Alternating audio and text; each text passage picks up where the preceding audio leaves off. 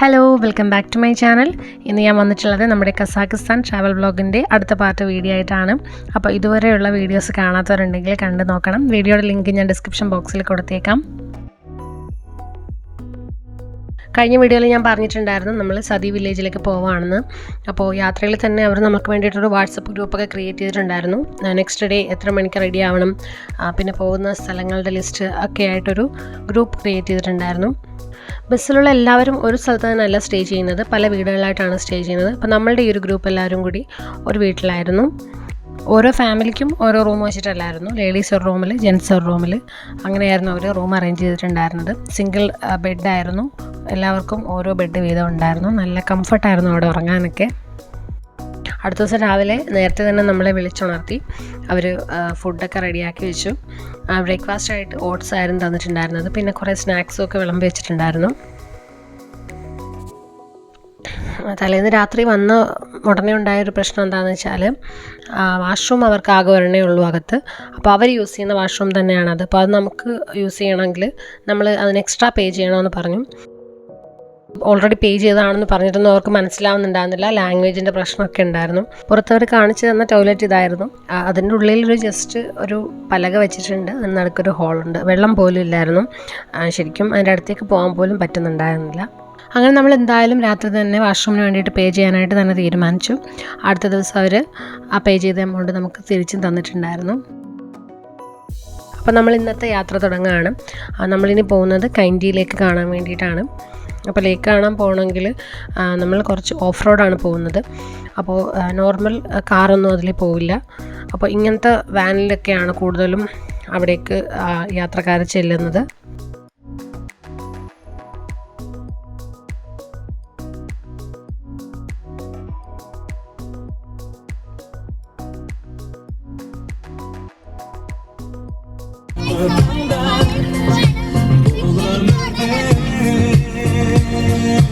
അപ്പോൾ ഇതിൽ യാത്ര ചെയ്യുമ്പോൾ ഒരു ബുദ്ധിമുട്ടെന്ന് പറഞ്ഞാൽ, ഓഫ് റോഡ് ആയതുകൊണ്ട് തന്നെ നല്ല കുലുക്കമൊക്കെ ഉണ്ട് വണ്ടിയിലിരിക്കുമ്പോൾ.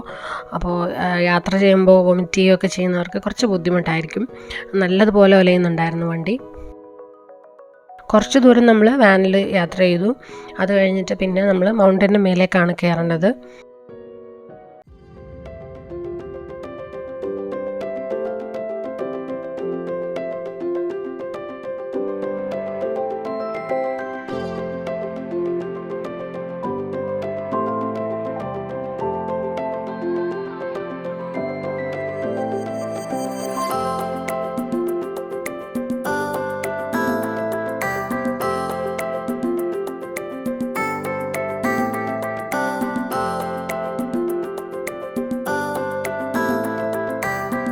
ഈ മൗണ്ടൻ കയറി പോയിട്ട് വേണം നമ്മൾ ലേക്കിനടുത്ത് എത്താനായിട്ട്. അപ്പോൾ ലേക്കിനടുത്ത് എത്തണമെങ്കിൽ ഒന്നില്ലെങ്കിൽ നമ്മൾ നടന്ന് കയറണം, അല്ലെങ്കിൽ അവിടെ കുതിരകളുണ്ട്, കുതിരയുടെ പുറത്ത് കയറിപ്പോവാം. അപ്പോൾ ഞങ്ങൾ കുതിരയാണ് ചൂസ് ചെയ്തത്. നടന്ന് കയറാനായിട്ട് കുറച്ച് ബുദ്ധിമുട്ടായിരിക്കും, പിന്നെ നമ്മുടെ ടൈമും വേസ്റ്റ് ആവും. ഇതിനു മുൻപ് കുതിരയുടെ പുറത്ത് കയറിയിട്ടുണ്ട്, പക്ഷേ ഇത്രയും ദൂരം യാത്ര ചെയ്യുന്നത് ആദ്യമായിട്ടാണ്. അതും കുറച്ച് റിസ്ക് ആയിട്ടുള്ള ഒരു സ്ഥലത്താണ് നമ്മൾ യാത്ര ചെയ്യാൻ പോകുന്നത്.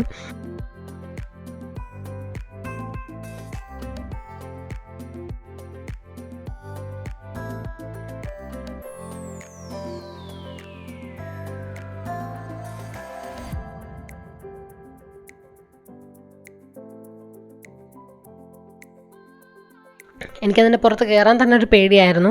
കയറി ഇരുന്ന് കഴിഞ്ഞപ്പോൾ ഓക്കെ ആയി. പിന്നെ ഈ കുതിര പോകുന്നത് ഒരു സൈഡിൽ കൂടെയാണ്. അപ്പോൾ കുതിരക്കാരൻ നമ്മുടെ കൂടെ തന്നെ നടന്ന് കയറുന്നുണ്ടായിരുന്നു. അപ്പോൾ ഞങ്ങൾ പോയ കുതിര രണ്ടും തമ്മിൽ കൂട്ടി ഒരു കയർ വെച്ചിട്ട് കെട്ടിയിട്ടുണ്ടായിരുന്നു. നല്ല ശരിക്കും കുത്തനെയുള്ളൊരു ഇറക്കത്തിലേക്കാണ് കുതിര ഇപ്പോൾ പോകുന്നത്. ശരിക്കും നമുക്ക് പേടി വരും. ഈ കുതിരയ്ക്ക് വേണ്ടിയിട്ടുള്ള പേയ്മെൻറ്റ് നമ്മൾ സെപ്പറേറ്റ് പേ ചെയ്യണം, നമ്മുടെ കയ്യിൽ നിന്ന് പേ ചെയ്യണം. അത് ഈ പാക്കേജിൽ ഇൻക്ലൂഡഡ് അല്ലായിരുന്നു. കുതിരയിൽ നിന്ന് ഇറങ്ങിക്കഴിഞ്ഞിട്ട് കുറച്ച് ദൂരം താഴേക്ക് ഇറങ്ങി ചെല്ലുമ്പോഴാണ് നമ്മളിലേക്ക് കാണുന്നത്.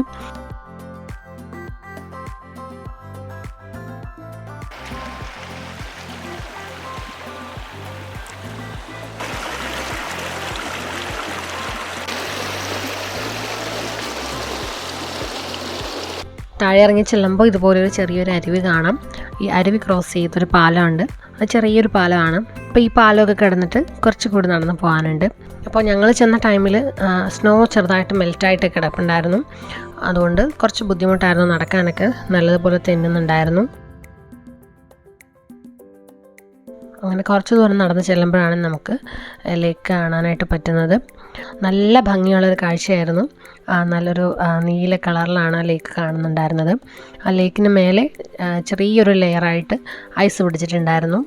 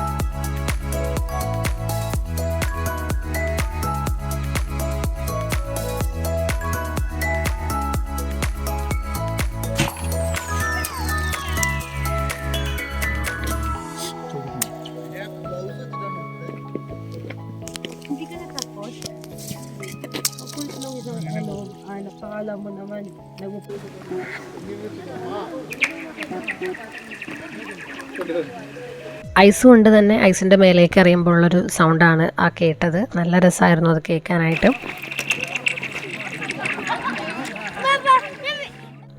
ഈ കൈൻഡിയിലേക്ക് ഉണ്ടായത് 1911 ഒരു ഭൂമി കുലുക്കത്തിൻ്റെ ഫലമായിട്ടാണ്. ഈ ലേക്കിന് ചുറ്റുമുള്ള മൗണ്ടെയ്ൻസിലുണ്ടായ ഭൂമി കുലുക്കം കാരണമാണ് ഈ ലേക്ക് ഫോം ചെയ്തത്. അപ്പോൾ അവിടെ ഉണ്ടായിരുന്ന ആ മരങ്ങളൊക്കെയാണ് ഇപ്പോൾ ഇവിടെ ഇങ്ങനെ ഡെഡായിട്ട് കൊത്തി നിൽക്കുന്നത്. അതിൻ്റെ മരത്തിൻ്റെ തടികളാണ് ആ കാണുന്നത്. ഇത്രയും വർഷമായിട്ടും ഇപ്പോഴും ആ മരത്തിൻ്റെ തടികൾ ആ ലേക്കിനുള്ളിലേക്ക് ഇങ്ങനെ കുത്തി നിൽക്കുകയാണ്.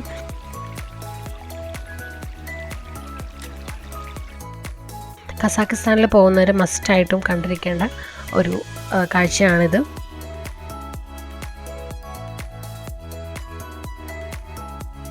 കുതിരക്കാരൻ നമ്മളെവിടെ ഇറക്കി വിടുമ്പോൾ തന്നെ പറഞ്ഞിട്ടുണ്ടായിരുന്നു ഇന്ന സമയമാകുമ്പോൾ തിരിച്ചെത്തണം. അരമണിക്കൂറോ 1 മണിക്കൂറോ എന്തായിരുന്നു പറഞ്ഞിട്ടുണ്ടായിരുന്നത്. അപ്പോൾ ആ ഒരു ടൈം ആയപ്പോൾ തന്നെ നമ്മൾ തിരിച്ചെത്തി.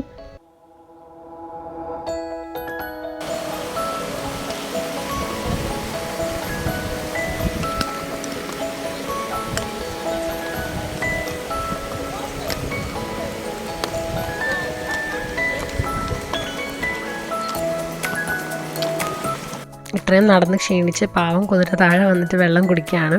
കാണുമ്പോൾ നമുക്ക് ശരിക്കും സങ്കടവും തോന്നും. നല്ല ബുദ്ധിമുട്ടിയാണ് അത് കയറുന്നതും ഇറങ്ങുന്നതും ഒക്കെ. പക്ഷെ നമ്മളെ കൊണ്ട് നടക്കാനും പറ്റില്ല. പോകുന്ന വഴിയും ഫുള്ള് ചെളിയാണ്. നമുക്ക് നടക്കാനായിട്ട് ഭയങ്കര ബുദ്ധിമുട്ടാണ്. കുതിരപ്പുറത്ത് പോകാം, അല്ലെങ്കിൽ നമുക്ക് നടന്ന് കയറാം. അതല്ലാതെ വേറൊരു ഓപ്ഷൻ എന്താണെന്ന് വെച്ചാൽ നമ്മൾ വന്ന ആ ഒരു സെയിം വാനിൽ തന്നെ അവർ വേറെ റൂട്ടിൽ നമ്മളെ മേലേക്ക് കൊണ്ടുപോകും. നമ്മൾ ഈ കുതിരയിൽ പോകുന്ന ആ ഒരു റൂട്ടല്ല, വേറെ റോഡ് വഴിയാണത് പോകുന്നത്. പിന്നെ കുറച്ച് അഡ്വഞ്ചറസ് ആയിട്ടുള്ള യാത്രയൊക്കെ ആഗ്രഹിക്കുന്നവർക്ക് കുതിരപ്പുറത്ത് തന്നെ പോകുന്നതായിരിക്കും നല്ലത്. ആ പോകുന്ന റൂട്ടും ഒക്കെ കാണാൻ നല്ല രസമാണ്.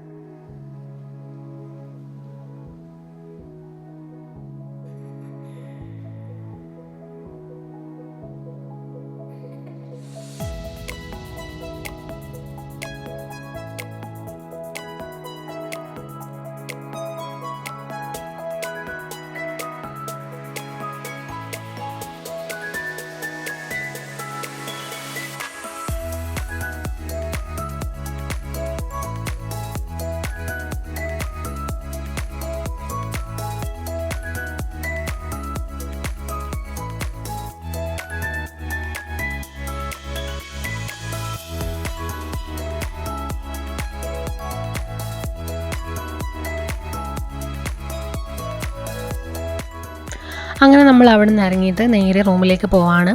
നമ്മൾ താമസിച്ച ആ ഒരു വീട്ടിൽ തന്നെയാണ് നമ്മുടെ ലഞ്ച് റെഡിയാക്കിയേക്കുന്നത്.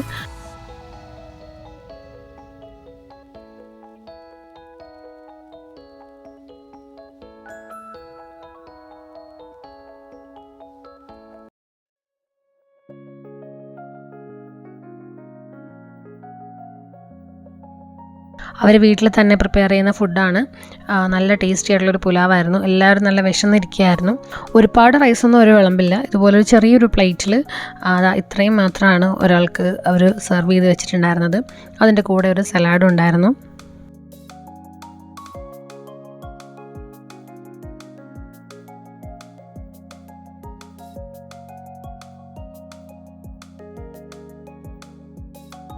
ഫുഡ് കഴിച്ചതിന് ശേഷം ഉടനെ തന്നെ അടുത്ത ഡെസ്റ്റിനേഷനിലേക്ക് പോകാനായിട്ട് സമയമായിട്ടുണ്ടായിരുന്നു.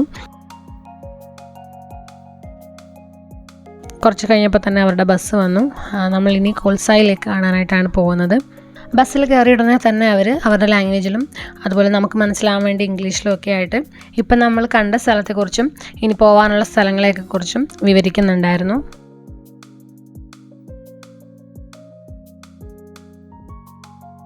അങ്ങനെ നമ്മൾ കോൾസായി ലേക്കിൽ എത്തിയിട്ടുണ്ട്.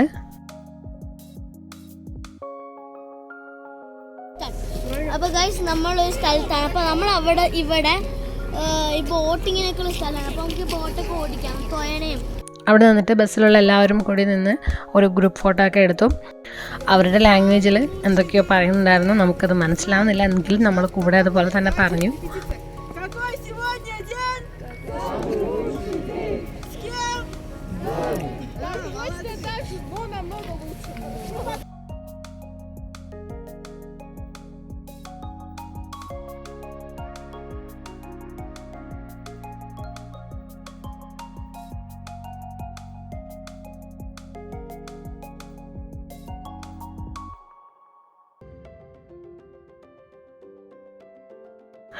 നല്ല ഭംഗിയുള്ളൊരു സ്ഥലമായിരുന്നു അത്. ലേക്കിനടുത്തേക്ക് പോകാനായിട്ട് താഴേക്ക് കുറച്ച് നടക്കേണ്ടതുണ്ടായിരുന്നു. ആ ലേക്കും ആ മഞ്ഞ് വീണ് കിടക്കുന്ന മലകളും ഒക്കെ ഒന്നിച്ച് കാണാനായിട്ട് നല്ല രസമായിരുന്നു. അപ്പോൾ ഈ ലേക്കിൽ നമ്മൾ ബോട്ടിങ്ങിന് പോവാണ്.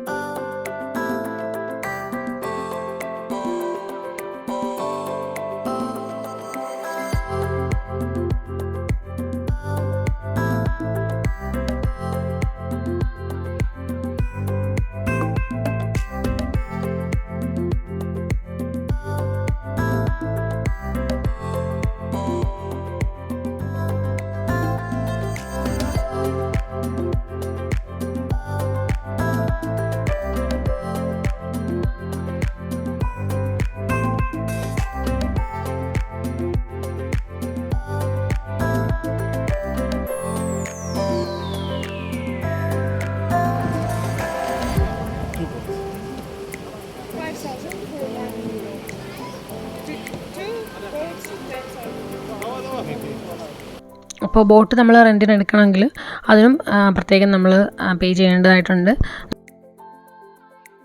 നമ്മൾ തന്നെ തുഴഞ്ഞു പോകുന്ന 2 ബോട്ടുകളാണ് നമ്മൾ എടുത്തിട്ടുണ്ടായിരുന്നത്.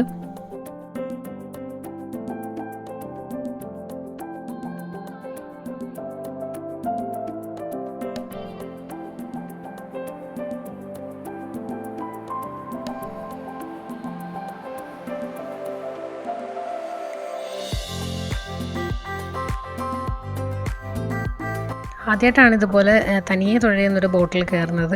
പക്ഷേ എത്ര തുഴഞ്ഞിട്ടും ഞങ്ങൾക്ക് അങ്ങോട്ട് ശരിയായില്ല. ലേക്കിൽ കുറേ മരങ്ങൾ വീണൊക്കെ കിടപ്പുണ്ടായിരുന്നു. അപ്പോൾ നമ്മൾ തുഴഞ്ഞൊരു സ്ഥലത്തെത്തുമ്പോൾ തടിയിലൊക്കെ പോയിട്ട് തട്ടുന്നുണ്ടായിരുന്നു. നമ്മൾ ലൈഫ് ജാക്കറ്റൊക്കെ ഇട്ടിട്ടാണ് ഇറങ്ങുന്നത്. അതുകൊണ്ട് സേഫ്റ്റിയുടെ കാര്യത്തിലൊന്നും പ്രശ്നമൊന്നും ഉണ്ടായിരുന്നില്ല.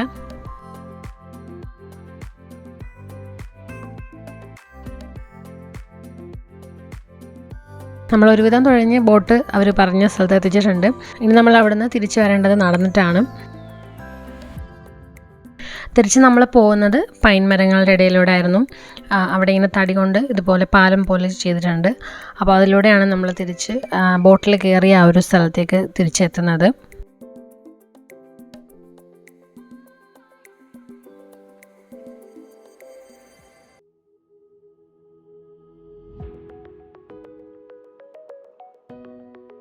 ലേക്കിൻ്റെ അടുത്തേക്ക് ഇറങ്ങി വരാൻ കുറച്ച് ഈസി ആയിരുന്നു, പക്ഷേ മേലേക്ക് കയറാനായിട്ട് കുറച്ച് ബുദ്ധിമുട്ടാണ് നമുക്ക്. അപ്പോൾ നടന്ന് കയറാനായിട്ട് ബുദ്ധിമുട്ടുള്ളവർക്ക് വേണ്ടിയിട്ട് അവിടെ വാൻ പോകുന്നുണ്ടായിരുന്നു. അപ്പോൾ നമ്മളങ്ങനെ വാനിൽ കയറിയിട്ടാണ് മേലെ എത്തിയത്. അത് കഴിഞ്ഞ് നമ്മൾ ബസ് കിടക്കുന്ന ആ ഒരു സ്ഥലത്തേക്ക് തിരിച്ചെത്തി. അവിടെ അടുത്തൊരു കോഫി ഷോപ്പിൽ കയറിയിട്ട് എല്ലാവരും കോഫിയൊക്കെ കുടിച്ചു. അവിടുത്തെ കോഫിയും ചായ എന്നൊക്കെ പറയുന്നത് വെറുതെ ഒരു കട്ടൻ ചായയിൽ അല്ലെങ്കിൽ കട്ടൻ കാപ്പിയിൽ ജസ്റ്റ് പാല് ചൂടാക്കി ഒഴിക്കുക മാത്രമാണ്. നമ്മുടെ നാട്ടിലെ പോലെ ഇങ്ങനെ ബോയിൽ ചെയ്തിട്ടൊന്നും എടുക്കില്ല. ഇഷാൻ്റെ അടുത്ത് പേരെന്താണെന്ന് ചോദിക്കാറ്, നമുക്കത് മനസ്സിലാവുന്നില്ല അവരെന്താ ചോദിക്കുന്നതെന്ന്. അവസാനമാണ് മനസ്സിലായത് അവരുടെ പേര് ജന്നത്ത് എന്നാണ്, മോൻ്റെ പേരെന്താണെന്നാണ് ചോദിക്കുന്നത്. അങ്ങനെ നമ്മൾ സതി വില്ലേജിലേക്ക് തന്നെ തിരിച്ചെത്തി. രാത്രി ഡിന്നർ കഴിക്കുകയാണ്. മോമോസ് ആയിരുന്നു നമുക്ക് ഡിന്നറിനായിട്ട് അവർ തന്നിട്ടുണ്ടായിരുന്നത്. അന്ന് രാത്രി അവിടെ കറണ്ട് ഇല്ലായിരുന്നു. ആ ഗ്രാമത്തിൽ മുഴുവൻ അന്ന് രാത്രി കറണ്ടില്ല. കറണ്ടില്ലെങ്കിലുള്ള വേറൊരു പ്രശ്നം എന്താണെന്ന് വെച്ചാൽ മൊബൈൽ നെറ്റ്വർക്കും കിട്ടില്ല. എല്ലാവരുടെ ഫോണിൻ്റെ ബാറ്ററി ചാർജും കഴിഞ്ഞു, റേഞ്ചും ഇല്ല. അങ്ങനെ കുറേ നേരം നമ്മൾ ആ മെഴുകുതിരി വെളിച്ചത്തിൽ തന്നെ ഇരുന്നു. പിന്നെ അവർ നമ്മളോട് കുറച്ച് സമയം കഴിഞ്ഞിട്ട് ക്യാമ്പ് ഫയർ ഉണ്ട്, അപ്പോൾ അതിന് വേണ്ടിയിട്ട് റെഡി ആവണമെന്ന് പറഞ്ഞിട്ടുണ്ടായിരുന്നു. അങ്ങനെ ഡിന്നറൊക്കെ കഴിഞ്ഞതിന് ശേഷം ഞങ്ങൾ റെഡിയായി. നമുക്ക് പോകാനുള്ള ബസ് വന്നു. എന്നിട്ട് നമ്മൾ ക്യാമ്പ് ഫയറിന് പോയി. ഒരു രക്ഷയില്ല, ഭയങ്കര തണുപ്പായിരുന്നു. ആ ഫയറിൻ്റെ അടുത്ത് നിന്ന് മാറാൻ പറ്റുന്നില്ലായിരുന്നു, അത്ര തണുപ്പായിരുന്നു. ഇത്ര ജാക്കറ്റൊക്കെ ഇട്ടിട്ടും ഭയങ്കര തണുപ്പ് ഫീൽ ചെയ്തു. കുറേ ഗെയിംസും പാട്ടും ഡാൻസും ഒക്കെ ആയിട്ട് നല്ല രസമായിരുന്നു അന്നത്തെ ക്യാമ്പ് ഫയർ.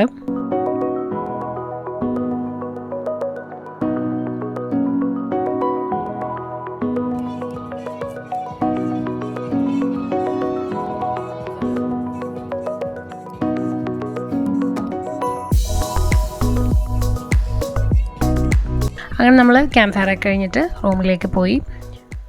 അടുത്ത ദിവസം നമ്മൾ ഇവിടുന്ന് പോവുകയാണ്, സതി വില്ലേജിൽ നിന്ന് അൽമാട്ടിയിലേക്ക് പോവുകയാണ്. അപ്പോൾ പോകുന്ന വഴിയാണ് നമ്മൾ ഇനി കുറേ സ്ഥലങ്ങളൊക്കെ കാണാനായിട്ടുള്ളത്. വീഡിയോക്ക് ലെങ്ത് കൂടി പോകുന്നതുകൊണ്ട് ഞാൻ ഇനി ബാക്കി വിശേഷങ്ങളെല്ലാം അടുത്ത പാർട്ടിലിടാം. ഇന്നത്തെ വീഡിയോ എല്ലാവർക്കും ഇഷ്ടമായെന്ന് വിചാരിക്കുന്നു. വീഡിയോ ഇഷ്ടമായാൽ ലൈക്ക് ചെയ്യാനും കമൻറ്റ് ചെയ്യാനും ഷെയർ ചെയ്യാനും മറക്കരുത്. അതുപോലെ നിങ്ങൾ ഈ ചാനൽ ആദ്യമായിട്ടാണ് കാണുന്നതെങ്കിൽ സബ്സ്ക്രൈബ് ചെയ്യാനും മറക്കരുത്. പുതിയ നല്ല റെസിപ്പീസും നല്ല നല്ല വീഡിയോസും ആയിട്ട് ഇൻഷാ അല്ലാഹ് വീണ്ടും കാണാം. Thank you for watching. By.